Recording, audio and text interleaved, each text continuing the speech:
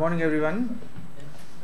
Good morning everyone. Particularly, అందరినీ ఇక్కడ పిలవడం the main reason behind this press meet and because of the reason is that recently I've seen some news in the recent newspapers కావచ్చు, ఏదన్నా దాంట్లో media వాళ్ళు release చేయడం కావచ్చు. దాంట్లో there was some an issue about which has been raised regarding the land acquisition which has been ఎక్కడైతే జరిగిందో airport దగ్గర ఉన్న పరిసరాల్లో కోరుకొండ మండలంలో దాని మీద చాలా అలిగేషన్స్ వస్తున్నాయి and many of them are raising some concerns, కొన్ని ఇష్యూస్ ఉన్నాయని చెప్పేసి సమ్ అన్నెసరీ అలిగేషన్స్ వస్తున్నాయి. So those are actually blowing out of proportion. అంటే ఇప్పుడు as of now when it the first allegation start అంటే ఎప్పుడైతే వచ్చిందో సమ్ ఎక్స్ న్యూస్ పేపర్లో కావచ్చు ఎక్కడైనా, so it's almost all 10 to 15 days back వచ్చింది. But now we're in mid in the COVID and epidemic ఇదంతా ఉంది, కొంచెం మైగ్రెంట్ లేబర్ ఇష్యూస్ ఉన్నాయి ఇవన్నీ. So that's why I took my own time. So everything got at least COVID issues అన్నీ కూడా కొంచెం stabilise అయిపోయాయి. ఫాస్ట్ 15 days బ్యాక్ సిచ్యువేషన్ వేరేలా ఉండింది. సో ఇదంతా స్టెబిలైజ్ అయిన తర్వాత I thought I will speak out to all of you. So that's the reason I have chosen this time. Actually, I want to make it at least 1 week or 10 days before, but I couldn't do it because of other activities involved in the district. So as of now, I've planned today because of the main reason is that district administration nunchi what is the clarity actually I'm going to explain to you. I will brief you today about what is actually happened and what is the thinking behind those acquisition. Okay, what are the false allegations which has been made, ఏమేం false allegations చేస్తున్నారో అవి ఎంతవరకు నిజం, అందులో ఎంతవరకు అబద్ధం ఉందో I will definitely clear you in coming 20 minutes. Okay,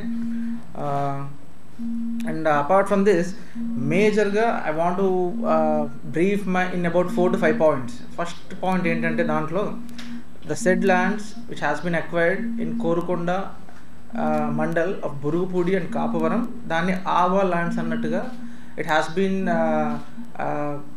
the wide publicity ఇవ్వడం జరుగుతుంది. But it's completely false. I'm saying it once and again. ఎందుకు అనేది కూడా చెప్తాను. ఇప్పుడు ఆవా ల్యాండ్స్ అనేది బేసికల్లీ ఆవా అనేది ఒక రెవెన్యూ టర్మ్. దాంట్లో నార్మల్ పార్లెన్స్లో ఎందుకు వాడతారంటే ఎక్కడైతే వాటర్ అక్యుములేట్ అయ్యి పాస్ట్ ఒక 2 to 3 months throughout the year చూసుకుంటే అక్కడే వాటర్ స్టాగ్నెంట్గా ఉంటే దెన్ ఆవా ల్యాండ్స్ అని అంటారు. ఇప్పుడు నార్మల్గా ఇప్పుడు రెవెన్యూ రికార్డ్స్ ప్రకారం ఆర్ఎస్ఆర్ అని ఉంటుంది. సో రీసెటిల్మెంట్ రిజిస్టర్, లేకపోతే ఏ రిజిస్టర్ అంటారు, డైగ్లాట్ అంటారు. సో ఈ 3 పేర్లు వస్తారు. ప్రాపర్గా ల్యాండ్ ఎప్పుడైనా అక్విజిషన్ చేస్తే first will take this record in to consideration. అంటే ఇప్పుడు ఆర్ఎస్ఆర్లో ఏ రిజిస్టర్లో ఏముందనేది ఫస్ట్ చూస్తాం. దాంట్లో మేజర్గా మనం చూసేది ఏంటంటే భూమి యొక్క స్వభావము ఆర్ ల్యాండ్ నేచర్. అంటే అది గవర్నమెంట్ ల్యాండా, ఇనామ్ ల్యాండా, some private land. So that's what ఈ ఆర్ఎస్ఆర్ అనేది అరౌండ్ 1960s 1930sలో రికార్డ్ అయిన రిజిస్టర్. సో అప్పటి నుంచి ఏదైతే భూమి మీద ఎలా ఉందో అప్పుడు బ్రిటిష్ టైమ్స్లో, ప్రీ ఇండిపెండెంట్ టైమ్స్లో రికార్డ్ చేసిన రిజిస్టర్ అనమాట. ఆన్ ఫీల్డ్ ఏముందో ఎగ్జాక్ట్లీ రిజిస్టర్లో రిఫ్లెక్ట్ అవుతుంది. So everything starts from this register. ఇప్పుడు మన దగ్గర భూ రికార్డ్స్, ల్యాండ్ రికార్డ్స్ అన్నీ కూడా దీని నుంచి ఒరిజినేట్ అయినవే. So at the first point మనం everything we take this into account. So దీంట్లో ఇప్పుడు మనకు ఆవా ల్యాండ్స్ అంటే జనరల్లీ ఇప్పుడు మనకి రాజమండ్రి రీజియన్లో మీకు అందరికీ తెలుసు, ఇక్కడ పిడింగోయి దగ్గర ఆవా ల్యాండ్స్ ఉంటాయి.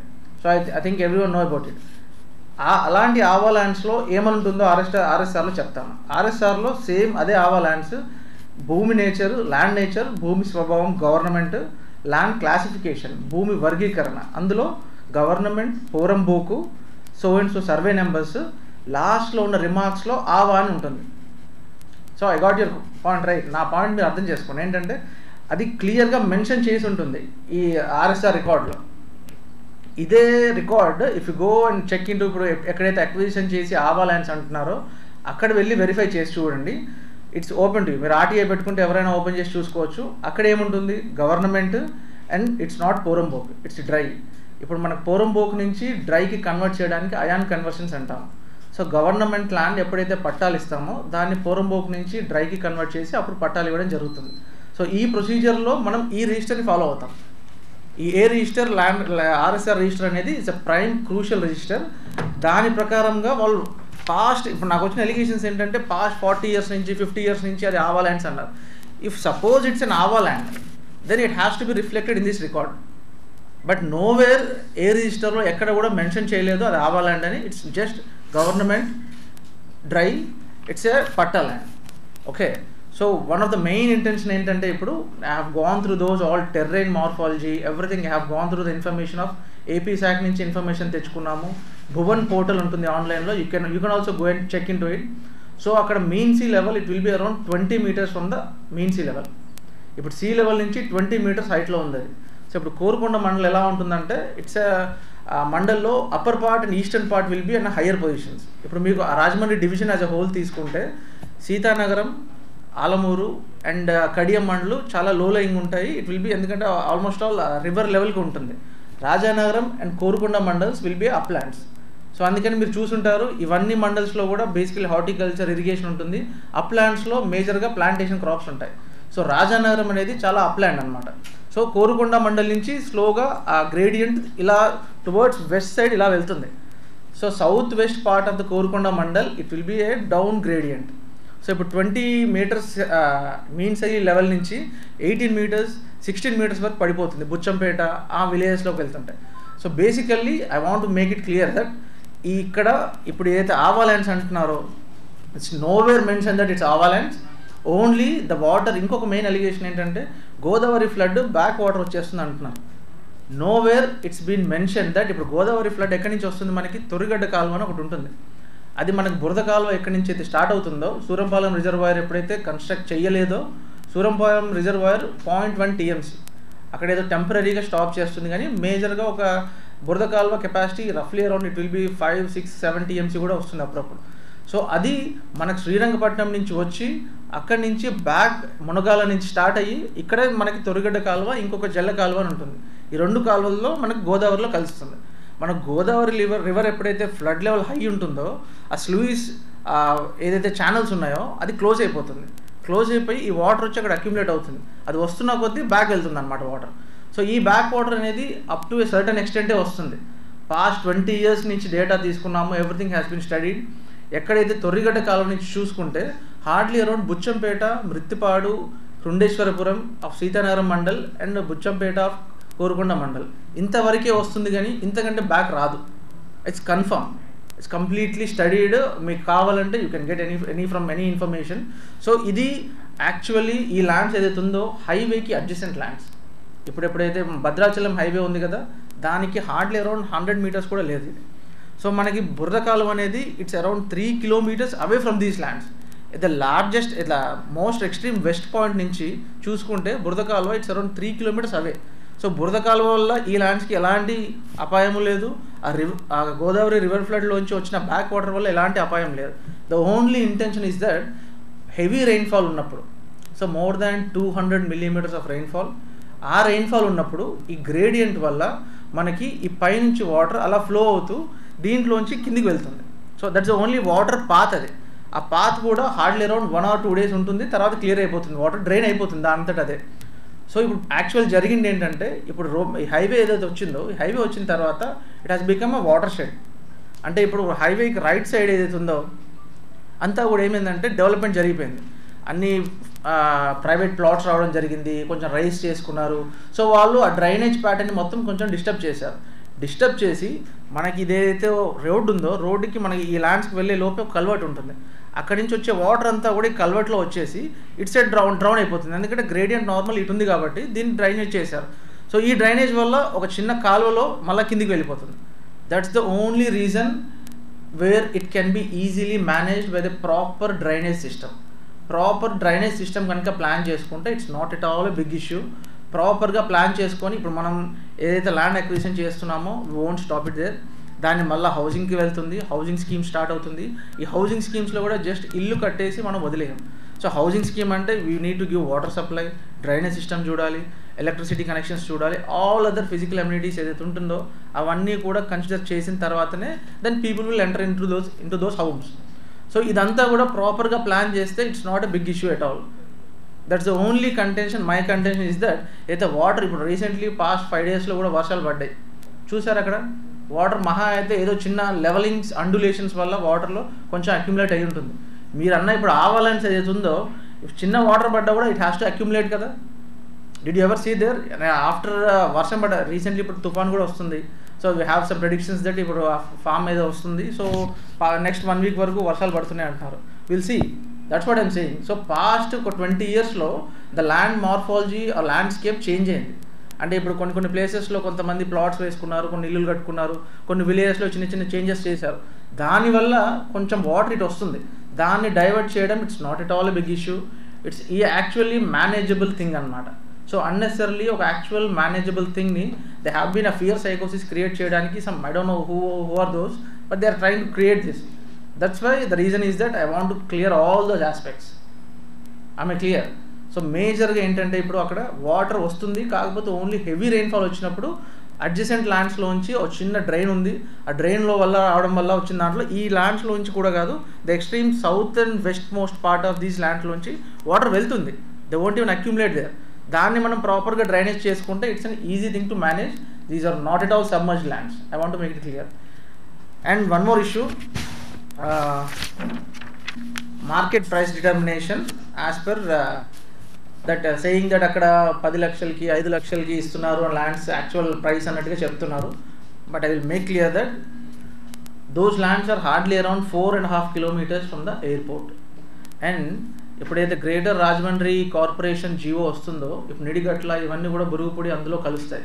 ఆ గ్రేటర్ రాజమండ్రి కార్పొరేషన్ లిమిట్స్ నుంచి కూడా అరౌండ్ 3.5 kilometers అంటే throw away distance. Okay, as of now కూడా మీరు చూసుకుంటే రాజమండ్రి నుంచి hardly around 12 kilometers, 12 to 15 kilometers distance రేడియస్లోనే ఉంటుంది. ఈ రేడియస్లో ఉన్న ల్యాండ్స్ని మీరు ఒకసారి అబ్జర్వ్ చేయండి. చూసి ఏమంటున్నారంటే సమ్ అరౌండ్ 10-20 lakhsకి వచ్చే ప్రైస్ని ఎస్కలేట్ చేసి they have done some so and so things అంటున్నారు. But whatever we have done it as per land acquisition act of 2013 section 20A 26 ఉంటుంది. Section 26 determines how the payment has to be given to the ఫార్మర్స్కి payment ఎలా జరగాలి అనేది section 26 of land acquisition యాక్ట్లో ఉంటుంది. I want you to go through it. Who ever is claiming that just go through it. It's available online. మేజర్గా మనం price determination ఎలా చేస్తామంటే 2 aspects ఉంటాయి. One aspect is that the basic price ఏదైతే ఉంటుందో ఆ బేసిక్ ప్రైస్ని తీసుకొని ఇంటూ 1.25 times చేసి 100% సొల్యూషన్ ఇస్తాం ఆఫ్టర్ మల్టిప్లయింగ్ విత్ 1.25. అంటే it comes to around 2.5 times the basic price. ఇది one of the aspect. Another aspect ఏంటంటే ఇప్పుడు మనకి తెలిసింది ఏంటంటే మేజర్గా ఇప్పుడు సేల్ ట్రాన్సాక్షన్స్ అవన్నీ కూడా కొంచెం లో లెవెల్లో జరుగుతాయి కాబట్టి ఈ వాల్యూ కొంచెం తక్కువ ఉంటుంది, సర్కిల్ రేట్స్ అంటాం. ఇది కాకుండా ఇంకొక స్ట్రీమ్ ఏంటిదంటే 26లో సెక్షన్లో పాస్ట్ 100 transactions తీసుకొని ఆర్ 3 years ట్రాన్సాక్షన్స్ తీసుకొని విత్ ఇన్ ద విసినిటీలో జరిగింది కావచ్చు, లేకపోతే ఆ విలేజ్లో జరిగిన ట్రాన్సాక్షన్స్ కావచ్చు, తీసుకొని అందులో ఫస్ట్ యావరేజ్ అంటే టాప్ మోస్ట్లో ఉన్న 100, ఇప్పుడు 100 తీసుకుంటే అందులో 50, అందులో యావరేజ్ తీసుకుంటే ఒక ప్రైస్ వస్తుంది. ఆ price has to be determined as a market price and 2.5 times that price will be the price. Whichever price is higher, it has to be paid to the farmers. Okay, I got your point. So I want to explain it completely that ఈ 2 aspectsలో majority of దాంట్లో సెక్షన్లో ఏముంటుందంటే whichever is higher mostly you have to give it to the farmers. That's the thing which is clearly mentioned in the section 26 of 2013 Land Acquisition Act. So అదొక landmark act actually. So దీనివల్ల so ఫార్మర్స్కి payments కొంచెం ఎక్కువ జరుగుతుంది అనుకున్న దానికంటే. కొంచెం ఇప్పుడు urban ఏరియాస్లో 1.5, రూరల్ ఏరియాస్లో 2.5 times అలా డిటర్మైన్ చేస్తారు. సో అందులో చేస్తే మనకి వచ్చిన వాల్యూ 43.5 lakh ఇంత వచ్చింది అప్రాక్సిమేట్గా. సో దానికి if farmers are not willing to give, so district administration or collector గారు has an authority to negotiate 3 to 2% అన్నట్టుగా నెగోషియేట్ చేయొచ్చు, just to accommodate their fears. So ఏమన్నా స్ట్రక్చర్స్ ఏమైనా ఉన్నాయా, సో వాళ్ళకి చాలా రోజు నుంచి డిపెండ్ అవుతున్నారు.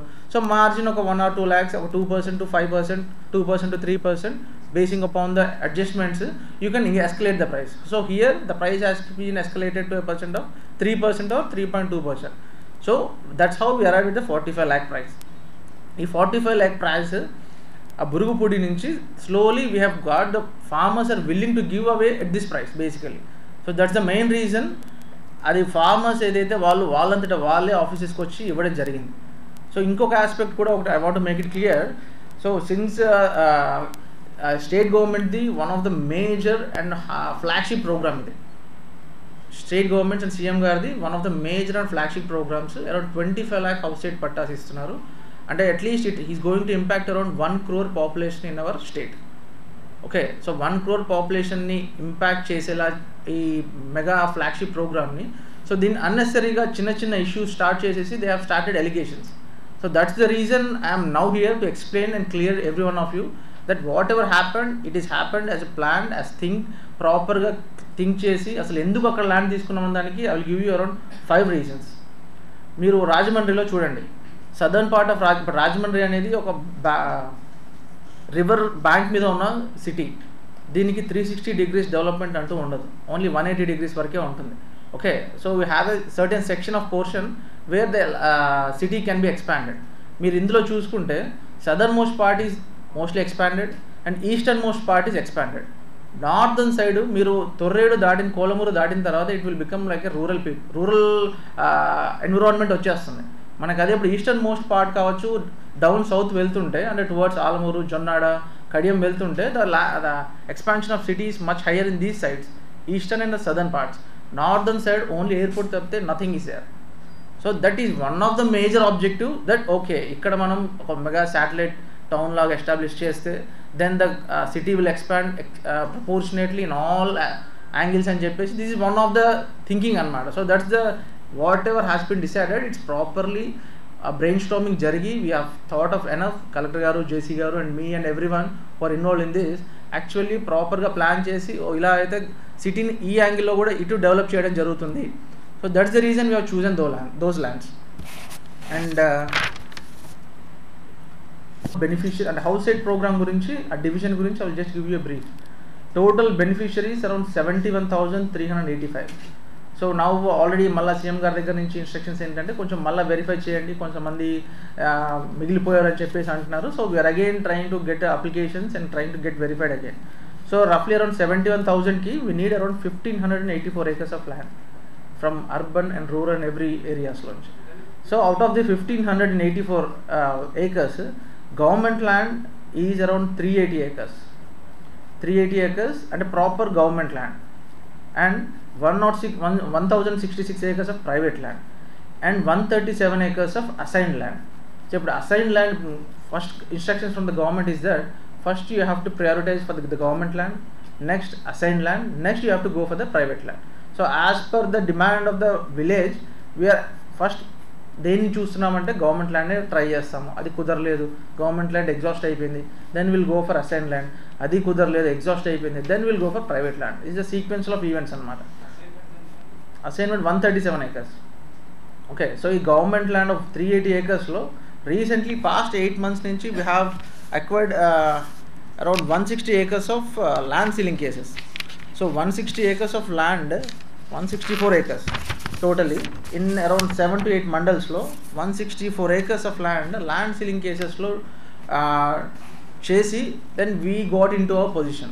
So ఈ 164 acres లో ఇప్పుడైతే గవర్నమెంట్ ల్యాండ్ ఎంతైతే 380 acres అని చెప్తున్నానో అందులో అరౌండ్ 100 acres పాస్ట్ 8 monthsలో తీసుకున్న సీలింగ్ కేసెస్ని జడ్జిమెంట్ ఇచ్చేసి and we took position of that.